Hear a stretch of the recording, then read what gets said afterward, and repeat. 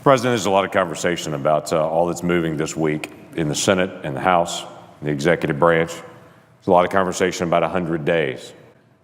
Somewhat it's a look back, and it's reasonable for Americans to be able to look back and say the beginning of a new presidency, the beginning of a new session of Congress has begun. What's already happened? There's been quite a bit that's actually happened that's gone on to be able to move through it, but let me just highlight one specific area, because I want to highlight an area that has moved, and then quite frankly, highlight an area that has not. What has moved has been a lot of conversation about regulation. When I walked into Congress just a few years ago, I had a lot of people in my state that would catch me and ask for one specific thing. They said, I don't want anything other than make it stop. Because every time that they get news, every time they open up something from an association or try to be able to track something, all they got was a new regulation.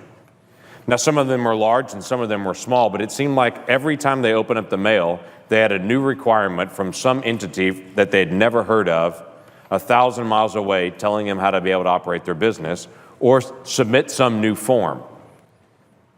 Whether you're a school or a hospital or a small business or a large business, whether you're doing manufacturing or service-oriented or technology, the flood of regulations coming out of Washington, D.C. just caused people around my state to say, make it stop. We're trying to catch up. And literally, they're hiring more people for compliance than they are to actually do what their business is designed to do.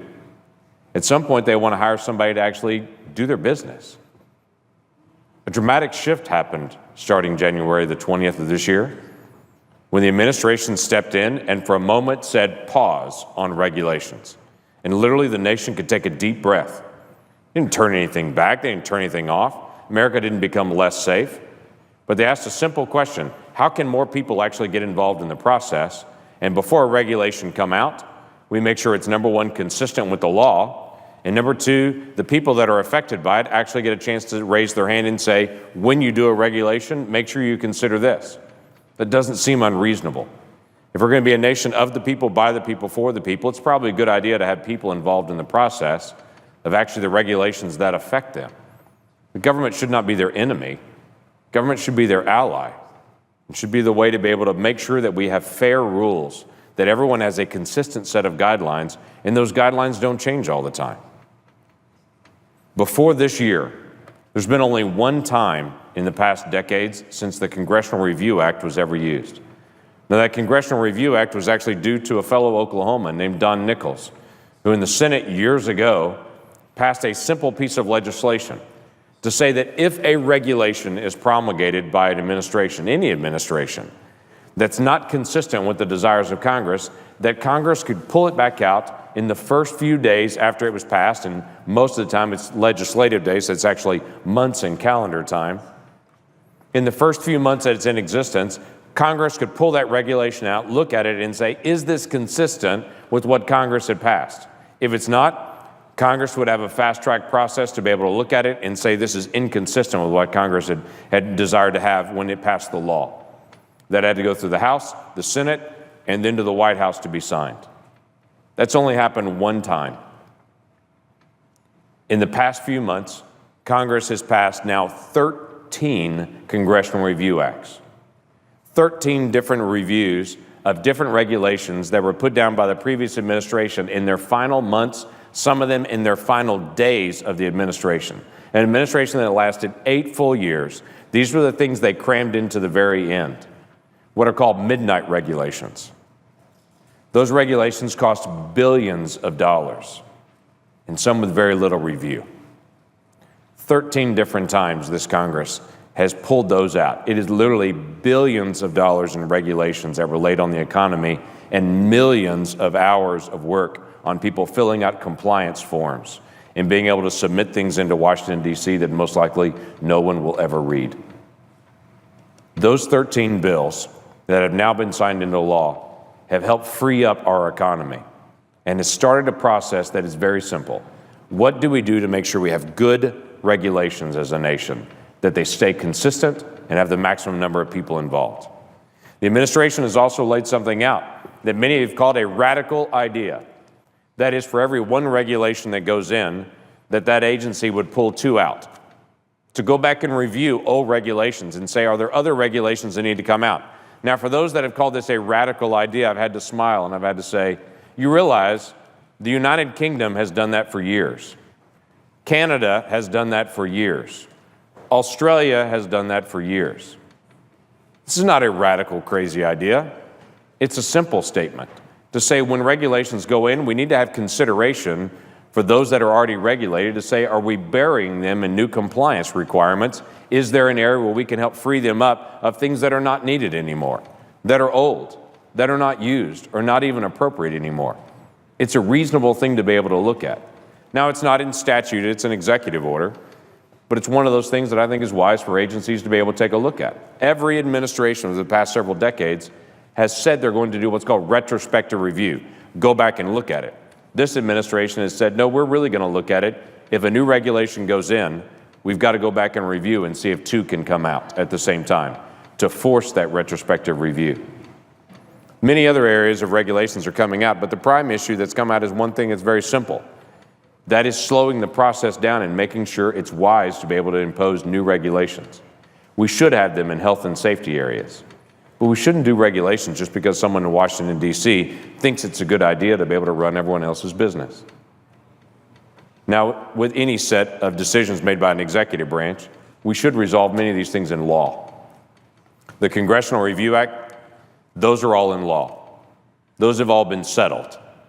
The executive actions like the 1 in, 2 out, that's an executive action. A future executive can change it and flip right back around and say, we're not going to go back and review it all. I proposed a whole series of issues that we need to deal with on regulatory actions. I chair the Regulatory Affairs Committee, in fact. It's been a very bipartisan conversation to say, where can we find common ground on how we're going to do regulations in the future? What do we need to do to be able to resolve this issue of regulation just showing up? So we've set out a simple set of ideas. One, beginning in small business.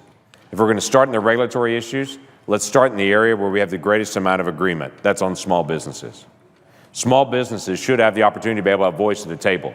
Now when regulations are put out, often those regulations are put out and only the largest businesses are consulted for it. Those that might have lobbyists or have government relations or have a team of attorneys to be able to go engage in the federal government and get their input into. We required years ago that small businesses get a voice in it, and the problem is many agencies actually don't do it. We need to be able to press the issue and put into statute an absolute requirement that small businesses are consulted. So when a regulation is created, the people that are affected the most in issues like in my state, in Oklahoma, where 97% of the businesses are small businesses, that those folks actually get a voice. It may shock some people in this chamber to know that small business owners in Oklahoma don't wake up every day and read the Federal Register to see if there's an area they have to get notice and comment to. It may be stunning to know they don't have a team of lawyers at every small business. In fact, there are towns in Oklahoma where there's many small businesses, there's not a lawyer in that town. We should not require every business to go hire attorneys and to go read the Federal Register every day for them to be able to stay in business. We should actually reach out to them and say, we're not opposed to small businesses. We want to make sure we facilitate that. Here's a simple idea of many ideas in the small business bill that I have. Not only getting greater input and to make sure they're in consideration, but how about this simple idea? If there's a paperwork violation for a small business, they're not fined immediately. They have forgiveness for that first-time offense. Many of them didn't even know there was a certain amount of paperwork that had to be even turned in. It showed up as a requirement in the Federal Register. They're running their small business. They weren't tracking it. Someone comes in and evaluates and says, there's a piece of paper you haven't turned in, and drop a $5,000, $10,000, $15,000 fine on them for not submitting something they had no idea what it was. First-time paperwork offense forgiveness is a simple idea. To actually be engaged with the federal government could go to a small business and say, hey, you missed one, and if it's not health or safety related issues, we give them forgiveness in the process. Why should that be so hard for us to be able to do? We have issues, another set of legislation that we proposed called the Early Participation in Regulations. This would just require, before a regulation is written by an agency, they actually put out the word they're thinking about writing a regulation on a certain topic. Get as much input as they can, so before they even write the regulation and we're fighting over whether we should use or and in a section, we actually talk about, is this needed at all? or if you're going to write it, make sure it has these certain issues in it. Again, it's getting more people involved in the process. Just a week ago, there was a march through this town and through many towns saying that we need to have great science in our nation. I could not agree more. We should have quality science in our research. We should have engagement from science when we put policy papers together. But one of the challenges we currently have is one of the things we're trying to correct with another piece of legislation just on putting best science. Just requiring agencies, when they make a decision about something in a regulation, they actually use peer-reviewed good science that can be shared with other people. We bump into issues now commonly with agencies where they say we've made a decision on something with regulations. We ask for the science behind it, and they say, well, the science is proprietary. We can't share it with you or the American people. American people aren't good with holding a secret for something that actually affects their day-to-day life. Don't lay a new requirement on them and tell them, trust us, we've thought about this, and this is the right way to go. Americans aren't great with that. They just want to be able to know the facts behind it, and so they can see that science themselves. So getting best science is something we've talked about with the Administrative Procedures Act for a long time, something many administrations for the past several decades have said we should do. Well, let's go ahead and do it, and let's require that we actually have best science out there. This body, with a voice vote just a year ago, passed a bill called TSCA. That TSCA bill dealt with chemicals and how we're going to approve chemicals and how the EPA can do it. We put new language in that requiring good science, peer-reviewed science. And on a voice vote from everyone in this body, we agreed that's the best way to handle science on chemicals. So what did I do? I took that exact language that we all agreed to on TSCA and said, let's apply that to every agency. That whenever an agency of any type makes a decision that's science-based, it has good transparency, it has peer-reviewed. We've agreed that the EPA should do it dealing with chemicals. Let's agree that everyone should do it. Let's agree on how we handle guidance, to not allow agencies just to be able to create guidance documents. Let's have good transparency and simplicity. We have a simple bill, as odd as this may sound, that just says for whatever new regulation is out there, the agencies also have to put a description out of it in plain language that a non-attorney can understand in just 100 words. Just a 100-word description of what is it.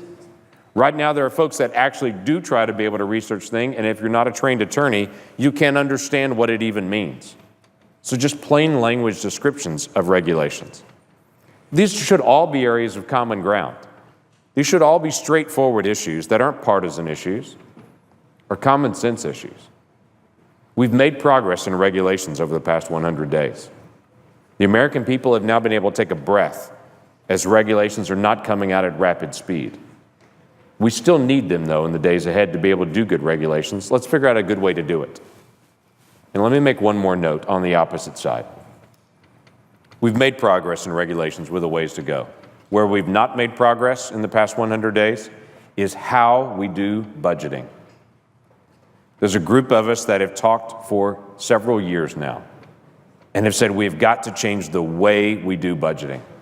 Year after year, the American people have said, are we going to have another continuing resolution? Are we going to have another omnibus bill? Are we going to be late again on budgeting? And year after year, Congress has said, yes, we are. And folks around my state occasionally catch me and say, this is different. And I smile at them and say, no, it's not different.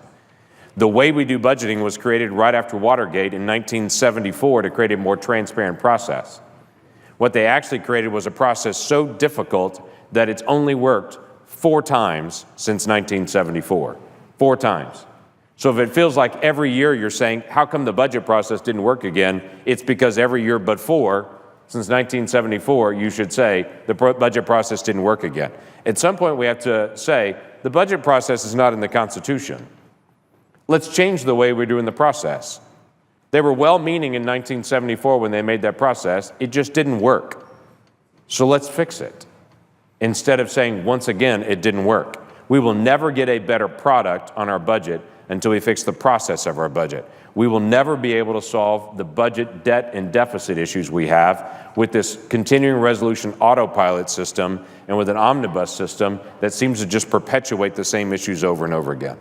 We've made specific proposals doing the budget every 2 years, getting a time to get more predictability, to get more time to be able to walk through the research of it, eliminating budget gimmicks, and there are a mess of budget gimmicks that are out there. Getting a better long-term view. The budgeting has what's called a 10-year window now, where you have to budget over the 10 years. So what happens? Congress creates a budget that blows up in the 11th year. Well, that's been done year after year after year, and we have a lot of 11th years now stacking up, and a lot of major problems that are out there. Finding a way to be able to prevent us from ever getting into a conversation about government shutdown. We have a bill called the Government Shutdown Prevention Bill that would keep us from ever having that and would put the pressure back on Congress and the White House to be able to resolve the issues, but would prevent us from ever having a government shutdown fight. We shouldn't argue about whether the government's going to be opened or closed. We should argue about how we're going to handle the issues of budgeting and how we're going to actually be able to get us back to balance. There's a lot of simple common sense things that are out there that we can do, but we as a body have to agree that we're going to actually tackle the way we do budgeting. That's going to involve some focus and some time commitment and a risk to say how it was done in the 70s is not the way that we should do it now. It didn't work. Let's change the system and so we can actually get us back on track and bring some predictability again to what we're doing. Mr. President, with that, I would yield back.